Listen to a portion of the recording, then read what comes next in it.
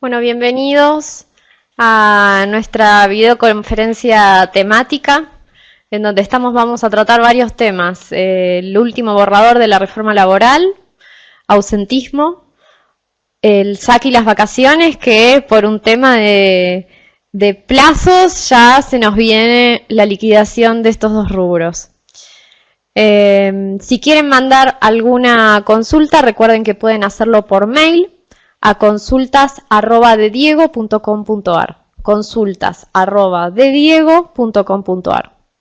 Si tienen algún inconveniente técnico, mandan un mail a conferencias y ya les estamos avisando que tenemos las dos próximas videoconferencias en agenda. El 14 de diciembre, de 9 a 10 y media, se va a tratar nuestra videoconferencia mensual de actualización de recursos humanos y de derecho laboral.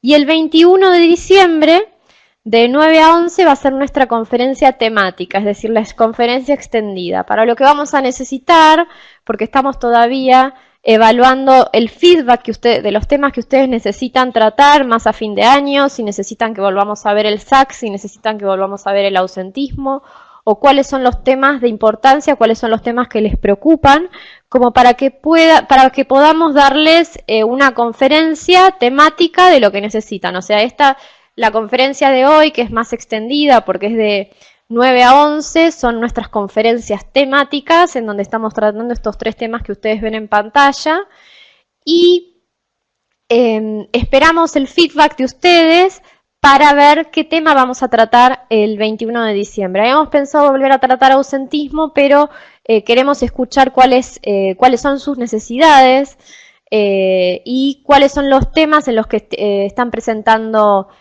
mayores dudas. Bueno, arrancamos con ya 9 y 8. Creo que no están todos los asistentes conectados, pero vamos a tratar de arrancar puntual.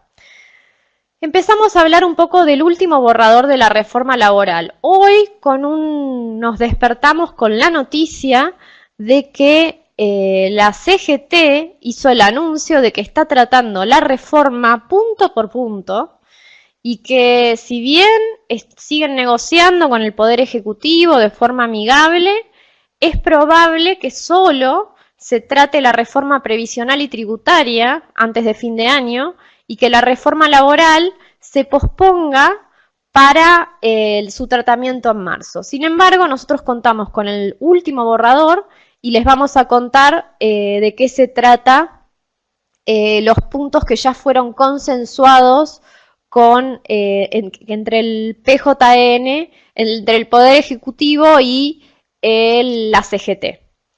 ¿Por qué necesitamos una reforma laboral? Y está este cuadrito, que en realidad lo tomamos una actividad porque en realidad los otros porcentajes y los otros números de las otras actividades daban números similares, en donde tenemos una comparación de cuál es el salario promedio de una actividad, que en este caso tomamos la metalúrgica, cuáles son los costos laborales respecto de las cargas sociales e impuestos del trabajo, cuál es el nivel de productividad y cuál es el ausentismo promedio.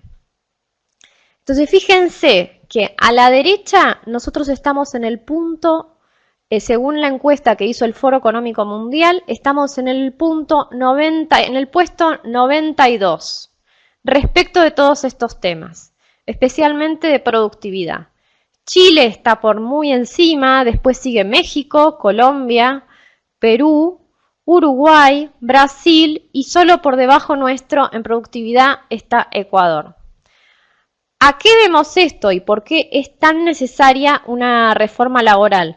Lo que tratamos de hacer fue pasar los datos en dólares como para tener una moneda unificada. El salario medio de la actividad metalúrgica en Brasil es de $750. Y fíjense que llega casi el doble, 1.450 en Argentina, siendo el salario promedio el más alto de Latinoamérica. Entonces, ¿esto en qué nos juega en contra? Es que tener el costo del salario promedio más alto de Latinoamérica no atrae las inversiones. Entonces es algo que nosotros lo tenemos por un tema de inflación que se va dando y ajustes, y también por la fuerte negociación de los sindicatos de los salarios. En Brasil dijimos que tenemos 750, después sigue Chile con 650, pero fíjense la diferencia que tenemos con Chile. $650 es el salario promedio. Tiene un 29% de cargas sociales e impuestos y nosotros un 67%. Es el más alto en productividad y el más bajo en ausentismo. Entonces es el país más productivo y que menos costo laboral tiene. Nosotros tenemos el costo laboral más alto en salarios, el costo laboral más alto en cargas sociales e impuestos del trabajo, el nivel de productividad más bajo, que puede ir del 4.5 al 10, 4.5 sobre 10, ¿no? O sea, menos de la mitad, y estamos al mismo nivel que en productividad que Perú. Que la diferencia que tiene Perú es que tiene, en vez de un 67% de impuestos, tiene un 30% de cargas sociales y el salario es de $420 promedio.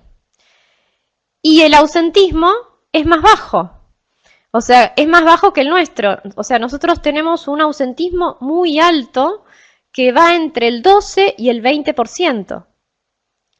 Entonces, nosotros negociamos los convenios colectivos como el año 75 por hora. Y ahora todas las empresas a nivel mundial lo hacen por productividad, por objetivos. Ya el salario es la mitad generalmente el sistema es la mitad del salario fijo y el resto por productividad. Tenemos rubros en los convenios colectivos como el de antigüedad, que en realidad tendríamos que repensarlo y atarlo quizás a un tema de presentismo. Entonces, la antigüedad va si tenemos presentismo y conectarla, porque es un rubro que tiene mucha influencia en los costos laborales y no tiene nada que ver con el rendimiento del trabajador.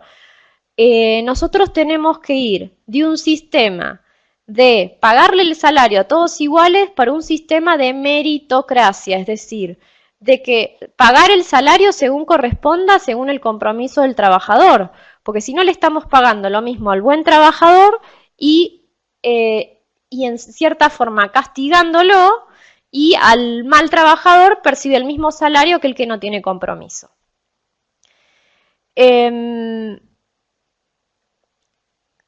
Entonces acá tenemos la foto de cuál es la necesidad de una reforma laboral integral. La reforma laboral queremos decir que ya empezó, no por esta ley, sino que ya se fue dando en distintas negociaciones colectivas,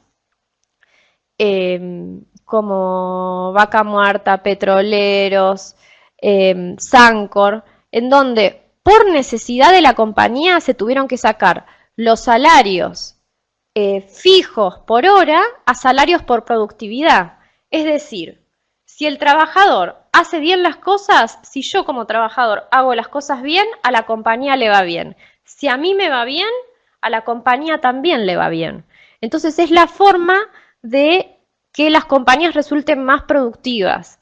Nosotros necesitamos que las compañías sean más productivas para que generen más empleo y para que haya crecimiento económico, que son dos elementos claves para el crecimiento de la economía de nuestro país y para bajar el desempleo y aumentar el nivel de empleo y la mejora de las condiciones de trabajo para los trabajadores de nuestro país. Bueno, pasamos al siguiente slide, en donde acá ya más o menos algunas cosas ya les estuve mencionando. O sea, nuestra legislación se elaboró entre 1929, o sea, ya estamos hablando del siglo pasado, estamos en el 2017, hay casi 80, 90 años desde que se empezó a elaborar la legislación, ¿no? Y bueno, y acá tenemos la redacción del artículo. Y dice que podrá autorizar la negociación de tales conceptos excepcionalmente y siempre que se contemple por las partes transformaciones de tales rubros en un plazo razonable, es decir, que tengan algún mecanismo de transformación en remunerativos para que el impacto sobre los costos de la empresa no sean tan altos. Así que trata de hacer como una condonación de... Bueno, y acá tenemos una nueva figura, ¿no? En donde aparecería, o sea, nos preguntamos, ¿aparecería un estatuto del trabajador autónomo, o sea, del trabajador independiente? O del trabajador autónomo o económicamente independiente, son tipos contractuales del Código Civil. ¿Y qué es lo que fija el proyecto? Que si la persona tiene hasta un 80% de ingresos anuales y hasta 22 horas ¿no? de tope semanal, esto significaría que se limita a tareas profesionales de forma independiente. Pero si se supera los ingresos en un 80% o supera, o sea, cualquiera de los dos, no tienen que ser IES, es IO, o sea, si se supera los ingresos y si se supera la cantidad de horas dedicadas en ese establecimiento o en esa empresa, se entiende que se está frente a un trabajador en relación de dependencia.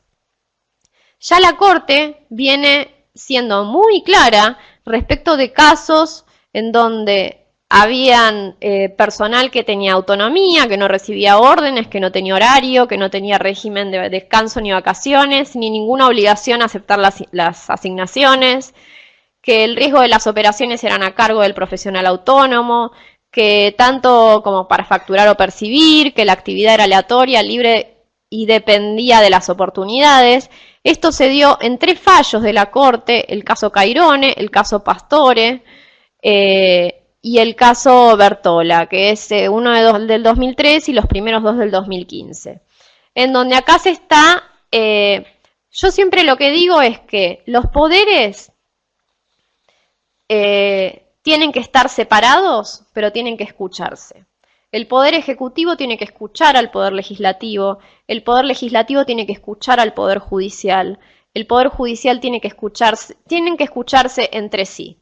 ¿Por qué? Para generar armonía, porque si nosotros tenemos una ley y el Poder Judicial, o sea, el Poder Legislativo, y el Poder Judicial sistemáticamente está diciendo, se contradice con los convenios de la OIT que están ratificados por nuestro país, se contradice con lo que dice la Constitución, se contradice con el criterio de razonabilidad y sana crítica.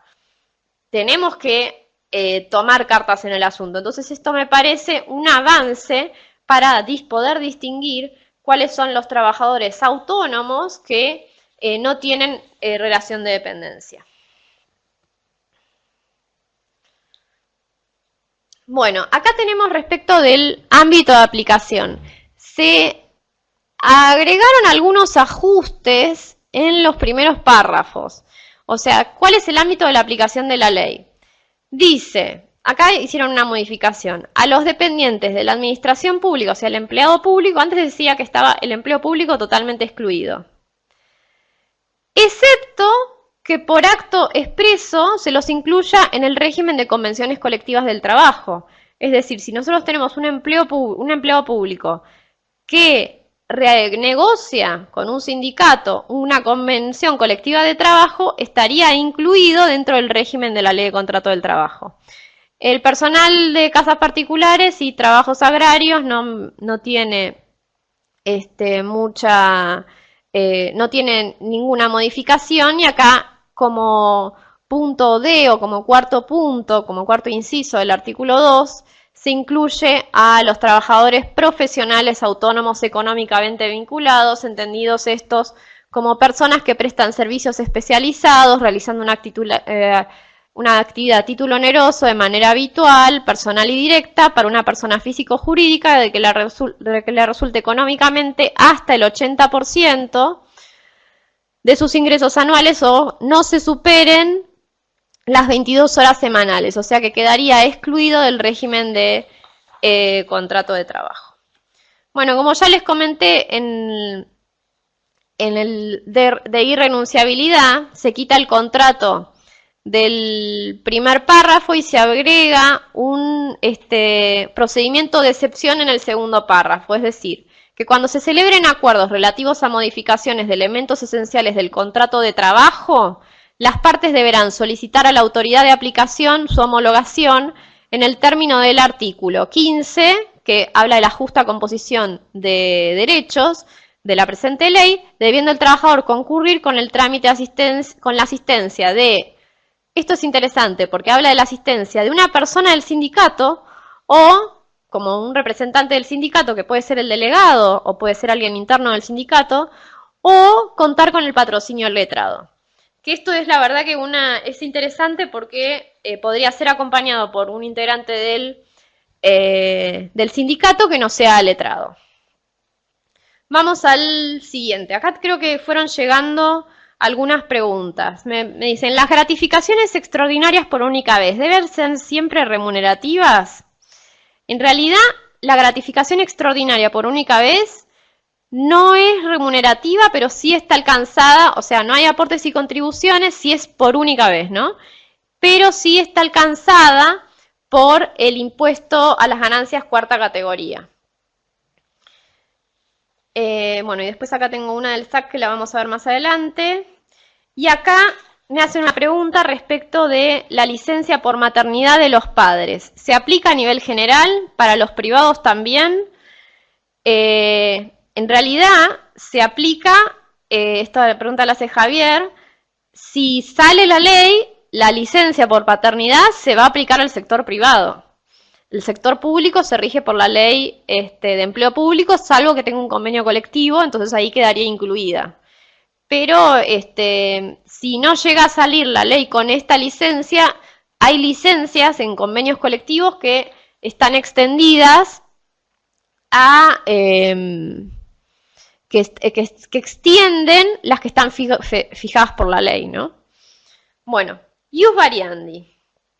Se mantiene la opción del despido indirecto, se fija una instancia por el convenio colectivo, es decir, cuando el empleador disponga medidas vedadas por este artículo, el trabajador le asistirá la posibilidad de optar por considerarse despedido sin causa, reclamar el restablecimiento de las condiciones alteradas ante la instancia que le compete, ello en la conexión colectiva de trabajo aplicable o directamente ante instancia judicial. O sea, esto es cuando son modificaciones de la modalidad de contrato. Por ejemplo, si yo cambio el horario, que era antes de, la persona ingresaba a las 8 y lo paso a las 9, no tendría ninguna alteración, salvo que entrando a las 8 él podía llevar a los hijos al colegio. Entonces ahí va a pedir la restitución, ¿no? Las baterías preventivas. Es importante tener el examen preocupacional, el análisis de los antecedentes, porque si yo tengo el examen preocupacional, yo ya sé que la patología no es algo que se generó en el trabajo, sino que era preexistente. Análisis de antecedentes, es decir, pedir referencias a los lugares donde trabajó antes y preferentemente no a la persona que esta persona indica, sino a algún referente de recursos humanos.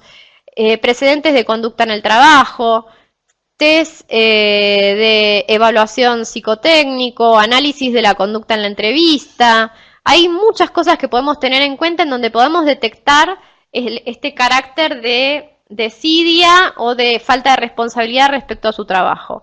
El marco normativo es el Reglamento Interno de Asistencia y Puntualidad, el aviso previo por ausencia o llegadas tarde. Tenemos una batería de recursos para combatir el ausentismo. Tenemos que hacer los controles propios, los informes, los formularios, los certificados, aplicar el régimen disciplinario, aplicarlo de forma fehaciente con notificaciones fehacientes, porque en la instancia judicial el trabajador puede desconocer la firma y puede desconocer el texto, así que ojo con las hojas membretadas. Y la batería operativa es la historia clínica, o sea, tener un legajo médico, tener un médico interno o médico externo o especialistas que verifiquen el estado de salud de la persona o si tiene alguna tendencia para tener ciertas enfermedades. Voy a pasar las preguntas que ya contesté para el otro lado, así no mezclamos. La aplicación del régimen disciplinario y la aplicación de despido disciplinario cuando las causas son repetitivas. El ausentismo por faltas sin aviso reiteradas de los delegados gremiales unión se puede sancionar, se puede descontar si exceden las horas, se pueden descontar, primero, se pueden descontar si exceden las horas crédito. Segundo, si no da aviso, tiene que mandársele un apercibimiento, dado que no dio aviso de que se iba a ausentar en tal día y que no se puede aplicar una medida más severa dada su condición. Sí, se lo puede sancionar con llamada de atención y apercibimiento y hacer la aclaración de que esa persona no se le puede aplicar una medida más severa por la calidad de delegado.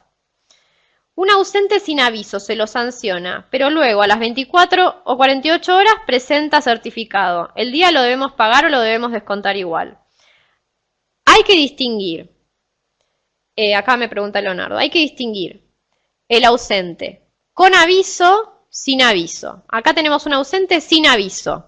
Yo no pude ejercer el control médico, entonces eso lo puedo sancionar.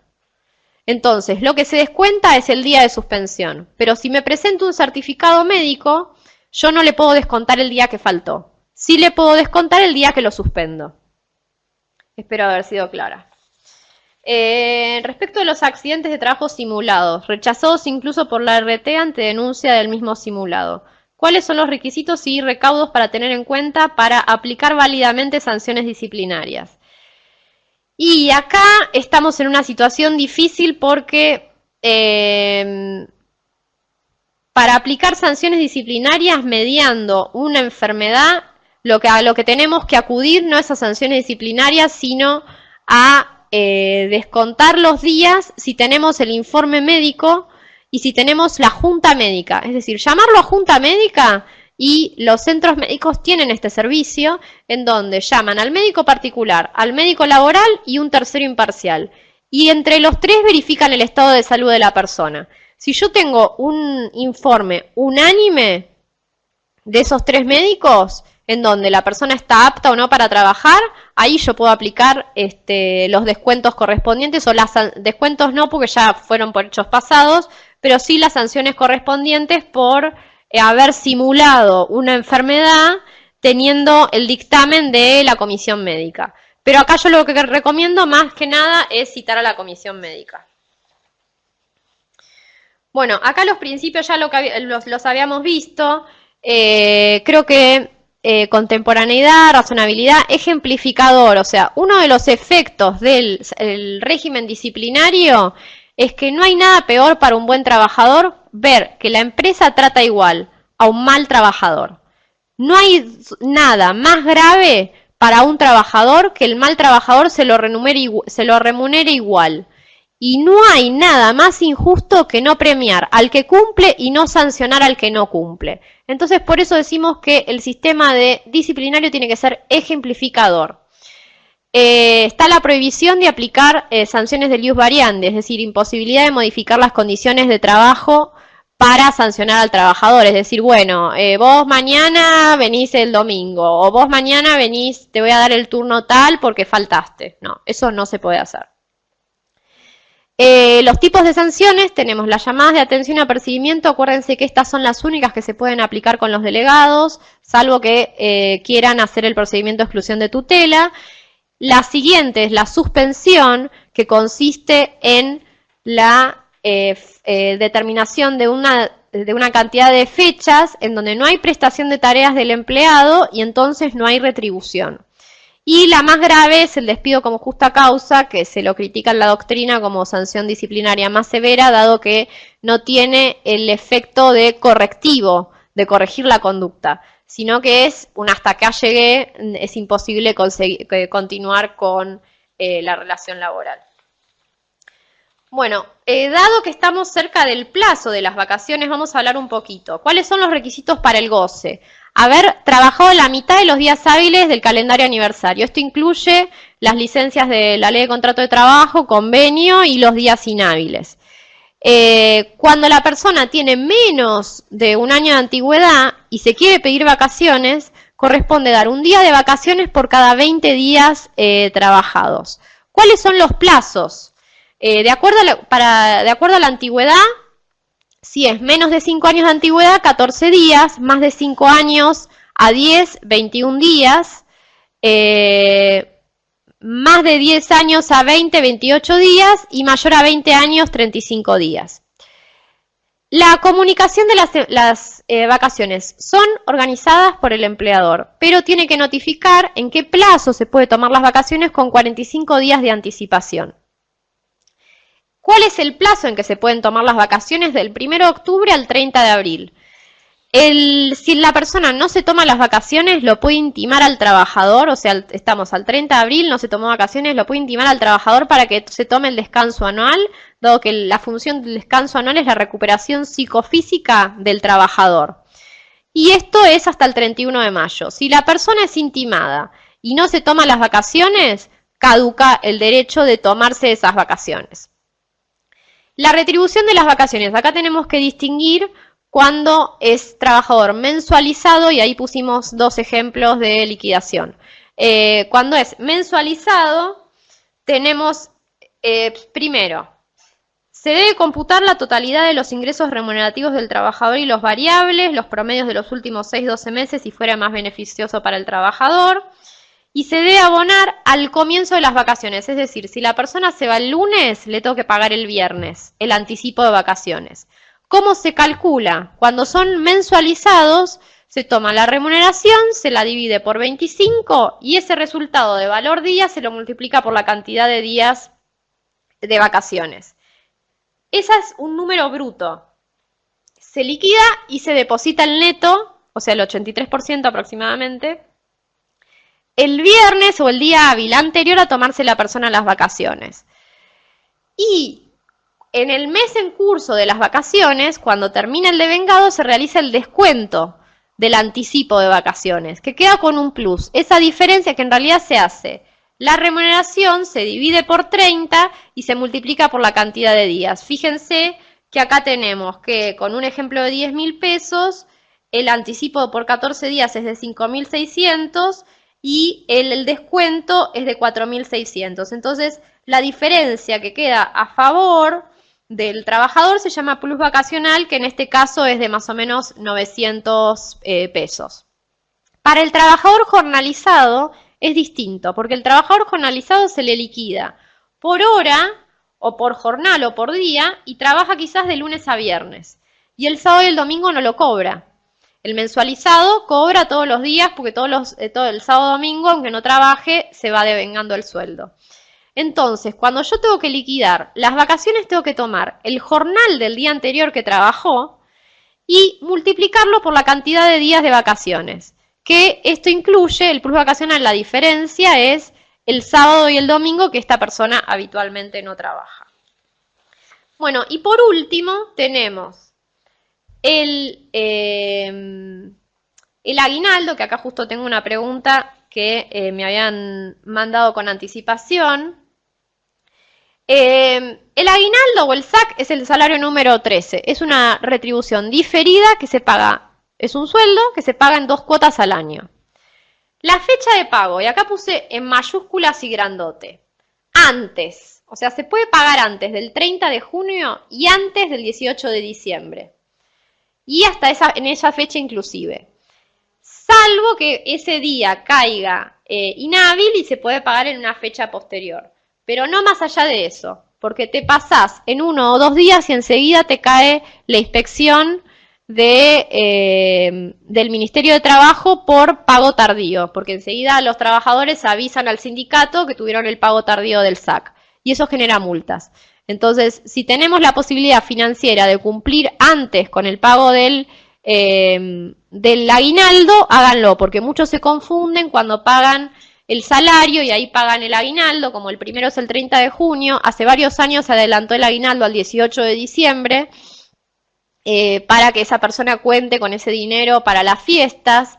Entonces es importante que se tenga en cuenta que se paga hasta ese día, porque si no pueden aplicar sanciones. Bueno, y ahí está el concepto del aguinaldo, que es la 12ª parte de las remuneraciones anuales, y el único momento en que se paga el pago proporcional es al momento de la extinción. Entonces, ¿qué es lo que se hace? Se toma del semestre, o sea, si trabajó 2 meses del semestre, se suman las remuneraciones y se lo divide por 12. Y ahí da el SAC proporcional, porque es el concepto del 121. Y acá creo que justo tenía una pregunta que dice, respecto a la eliminación del concepto SAC como concepto indemnizable, ¿esto qué quiere decir? Si se despide un trabajo en octubre, ¿no cobraría el SAC trabajado o el SAC sobre los conceptos indemnizatorios? Ah, miren, yo pensé que esta era una pregunta del aguinaldo y es una pregunta de la reforma.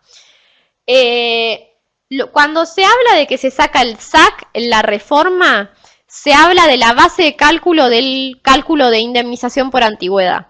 Nosotros tenemos que distinguir que cuando una persona se extingue el contrato de trabajo, tenemos dos partes. La liquidación final, que no tiene rubros indemnizatorios, y los rubros indemnizatorios en caso de que sea un despido sin causa. ¿Qué es la liquidación final? Los días trabajados, el SAC proporcional, que se hace, como explicamos recién, se suman los meses de la parte proporcional, o sea, si trabajó 2 meses y medio del segundo semestre, se suman esos salarios y se los divide por 12 y ahí da el SAC proporcional. Entonces, tenemos liquidación finales, días trabajados, aguinaldo, SAC proporcional y vacaciones proporcionales. Y por otro lado tenemos los conceptos indemnizatorios, que son el preaviso, la indemnización por preaviso, si yo no lo preavisé antes de desvincularlo, que puede ser de 1 mes, si tiene antigüedad menor a 5 años, o de 2 meses si es mayor a 5 años. La integración del mes de despido es si yo lo despedí un 10 del mes, tengo que pagar el resto de los días del mes como concepto indemnizatorio, eso se llama integración del mes de despido. Y por último, pagar el 2.45, que es la indemnización por antigüedad, que es la mejor remuneración mensual normal y habitual de vengada, equivalente, o sea que sería un salario por año de antigüedad o fracción mayor a 3 meses, en donde si la persona trabajó 2 años y 4 meses, yo le tengo que pagar 3 salarios en concepto de indemnización por antigüedad. Por eso, respecto de la reforma, no está sacando el concepto de la liquidación final, sino que está sacando el cálculo del SAC dentro de el cálculo del 2.45. Bueno, con esto terminaríamos, no sé si tenemos alguna pregunta más, pero con esto terminaríamos un poco pasados de tiempo, terminaríamos la conferencia del día de hoy. Les recuerdo que el 14 de diciembre los esperamos con la actualización de Recursos Humanos y Derecho Laboral, donde vamos a hablar de todas las novedades que se fueron dando en el último mes, de 9 a 10:30, y el 21 de diciembre tenemos la conferencia temática en donde esperamos el feedback para ver qué temas quieren tratar, si vieron algún tema de ausentismo que prefieren